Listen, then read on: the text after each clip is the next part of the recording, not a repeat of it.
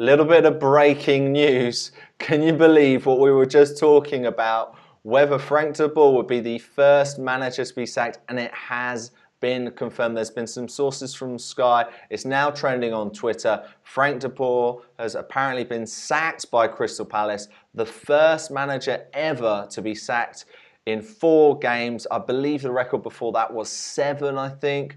But Frank de Boer has been sacked by Crystal Palace. Andrew, let's get your thoughts immediately on this, please. Well, like I say, I mean, yeah, 4 defeats without any goals. You could argue, right, 34 games left. This isn't working. This isn't what I expected. But I think they made the point again on Match of the Day 2 last night. What discussions were had between Jordan and de Boer? Everybody's talking about, oh, do we, is this a new style? If that was the case, give him time to implement it. Give him the tools, give him the players. If it's purely results based, tell him so. I think they had the thing with West Ham, didn't they?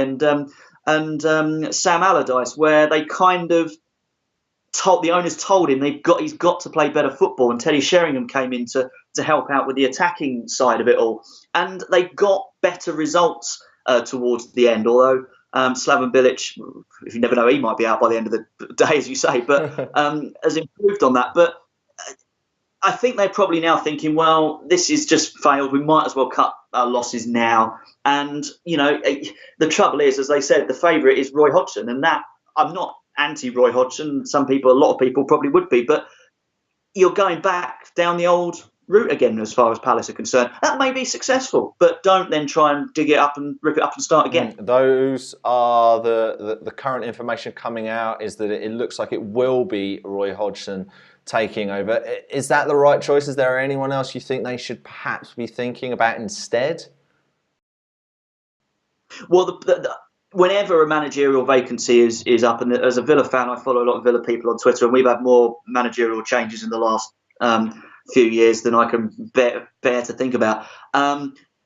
You always look at the odds and everything else, and you go, oh, yeah, I'll have him, I'd have him, I wouldn't have him, etc., etc. The cult of the manager, in my view, is a little bit overrated.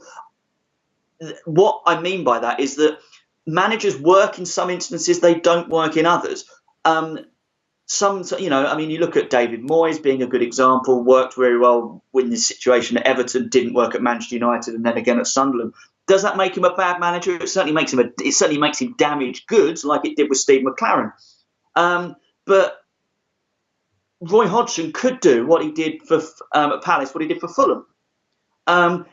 His England experiences need to be taken into account, but equally put aside, because that is with certain players and a certain approach. You won't be able to tell. Frank de Boer looked like a good appointment, and 4 games later, it's not worked. So you can't tell. It's an inexact science, is what I always say. And really, picking a successful manager is sometimes, whisper it quietly, more luck than judgment.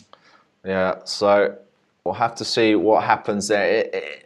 4 games. It's interesting. I read the book Quiet Leadership by Carlo Ancelotti. Absolutely fascinating.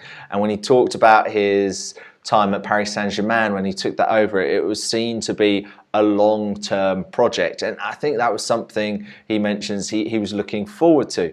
And even at a team such as Paris Saint-Germain, he realised that there isn't any long-term projects in football anymore. It's all about the short term. It's all about not even a season. It's about the Saturday. It's about what's going to happen in that match. And I don't know whether that's because of the TMZ type international TV culture, where we're used to things for only lasting 5 seconds, or we can only cope with 140 characters right now, and our brains can't cope with anything longer, that we can't actually think about this long-term planning, and we can only look back as far as 4 bad results. What must be going on in that Palace backroom? And you wonder, though, would a manager want to join a club like Crystal Palace? Yes, all right, Roy Hodgson's going to get paid very, very well. But if you're going to a club which might sack you after 4 games, is it worth it, Andrew? Well, I mean, in Hodgson's specific case, he was a youth team player at Palace. He was born in Croydon. He's got an affinity for the club, and I think he would like to use it as an opportunity to sort of re-establish himself as a Premier League manager. Whatever people think of Hodgson's reign as England manager, he deserves utmost respect for what he's achieved in his career thus far.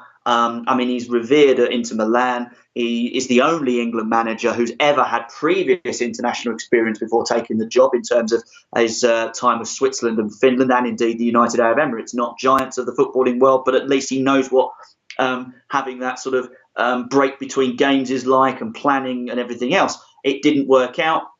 But equally, when has any England manager, apart from possibly Sven-Göran Eriksson, and he had his critics, really worked out in an international tournament? Since the days of Venables and Hoddle. In terms of Palace and what they offer, well, yeah. Do you want to go into a situation where you've got to improve it straight away because of their situation? Managers do sometimes give a bounce, don't they? A new manager bounce. You talk about that. But what if they were to lose their next couple of games? Suddenly it's 6 defeats from 6, and suddenly they really are staring down the barrel.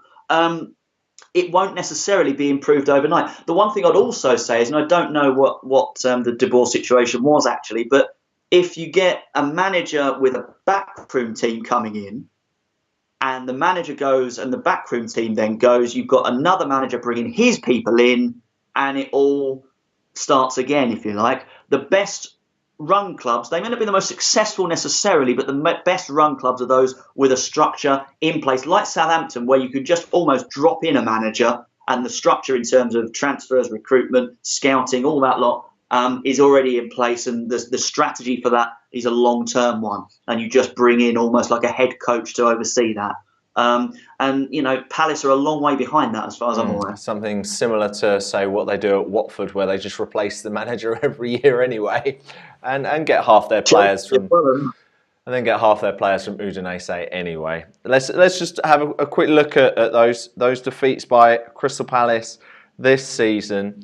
Started off with a 3-0 home defeat against Huddersfield. Then lost to Liverpool, which it depends which Liverpool side turns up these days, but that was a bit of a better Liverpool performance than the one against Manchester City. Lost 1-0 there. They did get a League Cup win over Ipswich, 2-1 win there. 2-0 defeat at home to Swansea, and a 1-0 defeat away to Burnley. Looking at those results, Andrew, beyond Liverpool, those are 3 games out of 4 where, as a Palace fan, you'd be expecting something out of them. Games coming up, they're home to Southampton, then they've got League Cup game against Huddersfield, then they've got Man City away, Man United away, Chelsea at home.